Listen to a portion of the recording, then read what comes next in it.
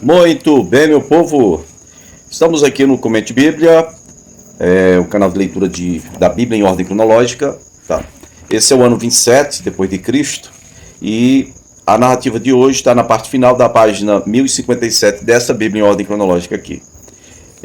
Você vai encontrar também Mateus 13, do verso 36 ao 43, né, a explicação da parábola do joio. Aqui Jesus está falando aos seus discípulos.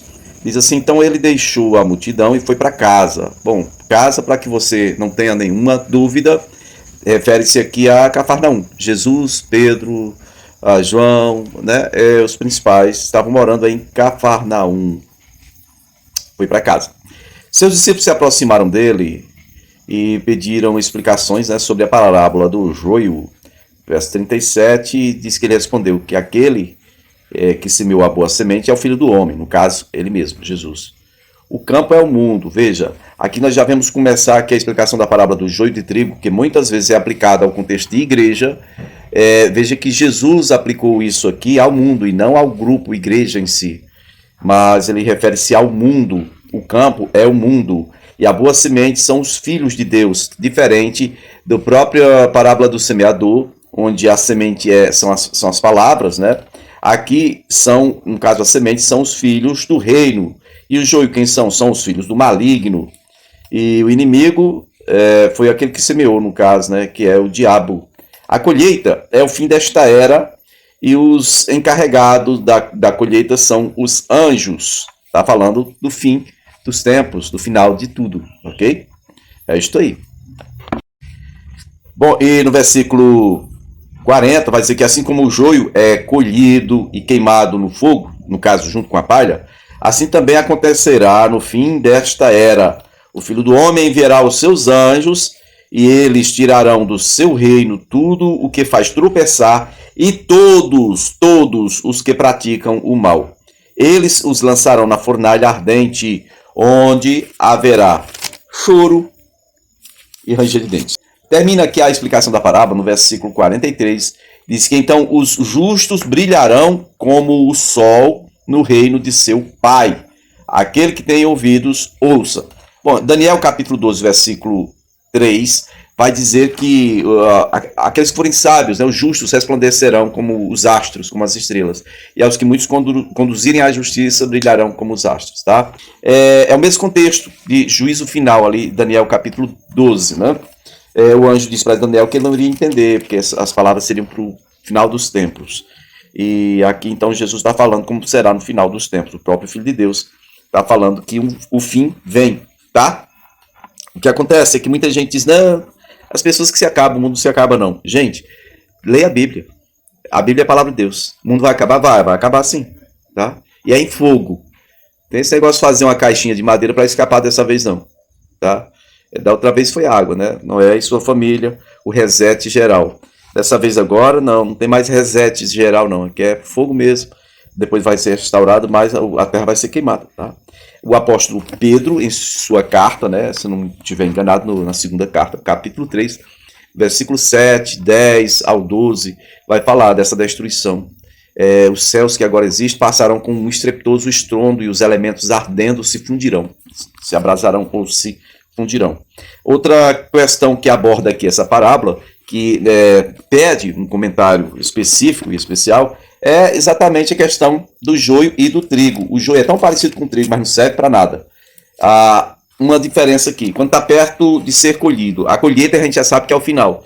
Então, perto da colheita, os justos eles se tornam mais subservientes, mais servos, eles se prostram mais. A ideia é que aqueles que são de Deus irão estar se dedicando muito mais à oração e à devoção pessoal, à busca do Senhor, no período que antecede a grande colheita, que no caso é o fim dos tempos aqui, o grande julgamento. Tá certo? Os ímpios, no entanto, cada vez mais aleivosos, cada vez mais impetuosos e sempre, eles não se curvam. Os ímpios são assim. Eles serão queimados junto com a palha. O que é a palha? Bom, a palha são os recursos, tanto do trigo quanto do joio. A palha não é essência, a palha é aquilo que é exterior. É tudo aquilo que nós lançamos mão para fazer uso em nossa vida terrena aqui. Tá? É isto aí. Bom, E eu vi hoje mesmo, eu vi um vídeo aí, tem aquelas propagandas. Eu não cheguei nem a ver o final, porque quando eu percebo alguma coisa que não é bíblica, eu já fujo. Um negócio que começou assim, aí você, todos vocês, cada um de nós é filho de Deus. Pronto. Aí já não precisa mais você ir adiante. Corte, lance fora. Porque a Bíblia aqui está deixando bem clara que existem filhos que são filhos de Deus e tem filhos que são do diabo, tá? Não tem esse negócio, não. Se fosse tudo filho de Deus, então para que esse dualismo, né? De fé, religião, de posicionamento, de ideologia. Não existe esse pensamento de dizer que todos são filhos de Deus, então todos iriam para o céu e Jesus morreu bestamente. Misericórdia, né? Não tem como. Bom, vamos então aqui para outras parábolas, ainda em Mateus capítulo 13, no versículo 44, diz que o reino dos céus é como um tesouro escondido num campo. Certo homem, tendo-o encontrado, escondeu de novo, e então foi cheio de alegria e vendeu tudo o que tinha e comprou aquele campo onde tinha o tesouro escondido. Eita, o reino dos céus está falando aqui, está fazendo referência a um homem que achou algo muito rico em um campo que não era dele.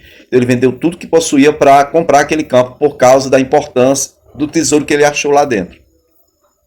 Bom, a ideia principal qual é? É que você tem que abrir mão de tudo se você quiser entrar no reino. Achou o reino de Deus? Tá, então dê tudo que você tem para entrar nele. Não tem como você entrar com tudo, toda a bagagem velha, com tudo que você tem de pensamento, de sentimento e de caráter, de pessoa mesmo, dos valores da sua pessoa. Não tem como. Ou você abre mão do que tem e do que é, segundo Jesus, ou você não vai realmente entrar, não vai nem ver o reino. Você vai entender o que é o reino por ler a Bíblia, mas entrar nele aí é outra coisa. Você não vai entrar, você não vai nem ver o reino. Bom, mais uma parábola ainda em Mateus capítulo 13, versículo 45 agora, diz que o reino dos céus também é como um negociante que procura pérolas preciosas, para negociar, é claro, né? Ele encontra uma pérola de grande valor, então ele vai, vende tudo que tinha e compra aquela pérola de grande valor. Está falando agora de uma linguagem comercial, né? É uma questão de investimento. Você pega tudo que tem, vende para comprar o campo onde tem uma riqueza. Agora você pega tudo que tem, vende para obter uma pérola de grande valor, né? Porque ela sozinha vale mais do que tudo que você possui. Mateus 13, no versículo 47, seguindo aqui as parábolas do Senhor, do Mestre, diz que o reino dos céus é ainda como uma rede que é lançada ao mar e aí apanha toda sorte de peixe, todo tipo de peixe.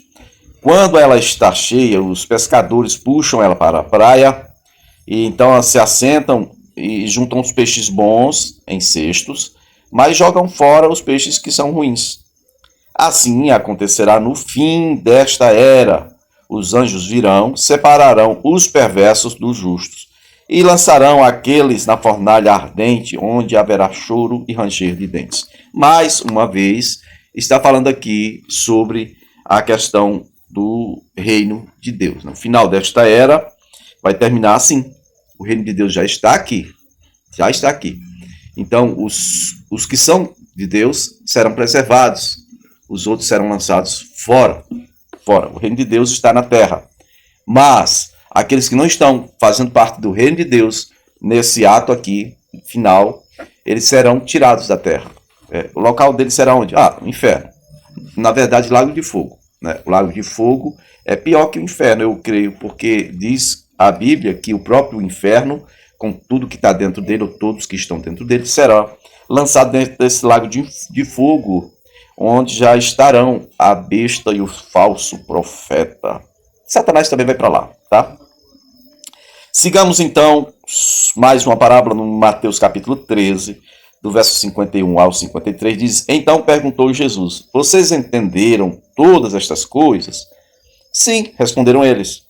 E lhes disse: Por isso, todo mestre da lei, instruído quanto ao reino dos céus, é como o dono de uma casa que tira do seu tesouro coisas novas e coisas velhas. Tendo terminado de contar essas parábolas, Jesus saiu dali. Ok? Jesus saiu dali.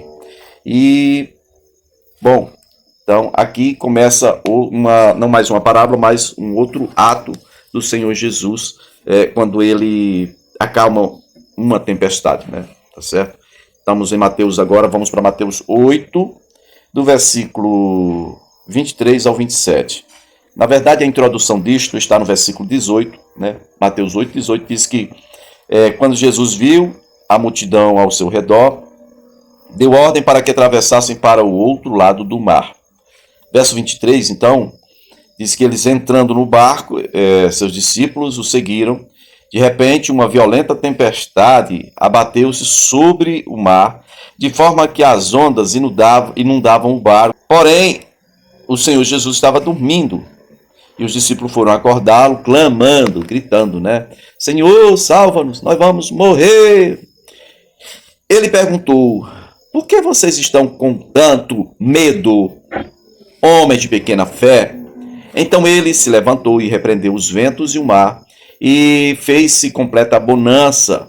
Os homens ficaram perplexos e perguntaram, quem é este que até os ventos e o mar lhe obedecem? Essa é a narrativa de Mateus. Agora, a mesmíssima história narrada por Marcos, e se você ainda não sabia, o Evangelho de Marcos provavelmente foi citado por Pedro. Marcos era muito próximo de Pedro, seria um dos melhores discípulos de Pedro, né? Marcos capítulo 4, verso 35 ao 41, diz que naquele dia, ao anoitecer, olha bem, olha o detalhe que não tinha em Mateus, ao anoitecer, disse ele a seus discípulos, vamos para o outro lado. E deixando a multidão, eles o levaram no barco, assim como estava. Outros barcos também o acompanhavam. Olha bem, uma segunda observação que Mateus não narrou. Outros barcos também o acompanhavam. Levantou-se um forte vendaval e as ondas se lançavam sobre o barco, de forma que o barco foi se enchendo de água. Jesus estava na polpa, dormindo, com a cabeça sobre um travesseiro. Os discípulos acordaram ele, clamando, dizendo, mestre, não te importas que morramos? Ele se levantou, repreendeu o vento e disse ao mar, aquiete-se, acalme-se. O vento se aquietou e fez-se completa bonança. Então perguntou aos seus discípulos, primeiro, por que vocês estão com tanto medo? Segundo, ainda não tendes fé. Essa sequência é a mesmíssima da narrativa de Mateus. Antes de Jesus questionar sobre a fé deles, Jesus questiona sobre o medo. O que nos dá a entender que quando o medo se antecipa, a fé não tem lugar na vida de quem está apavorado e amedrontado, né? Versículo 41 encerra a narrativa de Marcos, dizendo que eles estavam apavorados e perguntavam uns aos outros quem é este que até o vento e o mar lhe obedecem. Muito bem. A terceira narrativa é de Lucas 8, do versículo 22 ao 25, e ele vai dar detalhes. Lucas ele faz uma espécie de pesquisa, não é? Tanto do Evangelho de Mateus quanto de Marcos, e ele acrescenta ainda mais alguma coisa que ficou faltando para clarear a narrativa. É muito interessante. Lucas 8, 22 diz que certo dia Jesus disse aos seus discípulos, vamos para o outro lado, né? Marcos é que diz que isso foi quando caiu a noite, para ficar mais apavorante o negócio. Se fosse de dia, estava bom. E partiram no barco, então navegaram, Jesus adormeceu, o barco estava inundando. Verso 24, discípulos foram acordá-lo. Verso 25, Jesus pergunta sobre onde é que está a fé dele. E no final diz que é este que até os ventos dá ordens e eles obedecem. No finalzinho aqui é quase a mesma coisa, né? Contado de uma outra forma diferente. Certo? É isto aí. E eles estavam indo para onde? Estavam indo para a terra dos Gadarenos. Bom, então eles saíram de Cafarnaum à noite para ir para a terra dos Gadarenos. Veja bem, veja bem. Gadarenos seria atravessar praticamente o mar da Galileia na distância, no comprimento, né? Seria 32 quilômetros de distância de Cafarnaum até aquela região que eles chamam Decápolis, né? Tá bom? Terra dos Gadarenos, Gerasa, Gadara. Vai seguindo aqui a narrativa, então, no próximo vídeo.